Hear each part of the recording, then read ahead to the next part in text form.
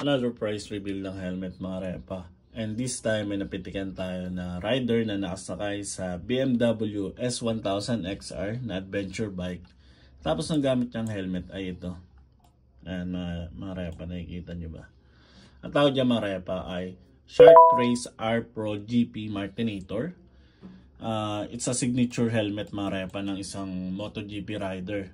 Tapos yung material na ginamit sa helmet nito ay combination naman ng carbon fiber at aramid fiber. And yung brand na Shark, it's a French manufacturer mga repa. So kalaban to ng mga Japanese brand naman. And for the price, ang presyo naman yan mga repa ay 56,000 base sa Shopee. Yan, nakita ko lang sa Shopee.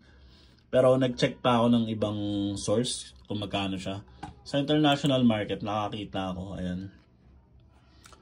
56,000 lang din binibenta. Converted na yan to peso. So, almost same lang nung nasa Shopee. No? Hindi nagkakalayo. And, di ba sabi ko, it's a signature helmet ng isang MotoGP rider. Ang MotoGP rider na yun, marepa, ay si George Martin Almoguera. Ayan, nakikita niyo suot niya, no? Kita ba? Ayan. Yan yung suot niya, marepa.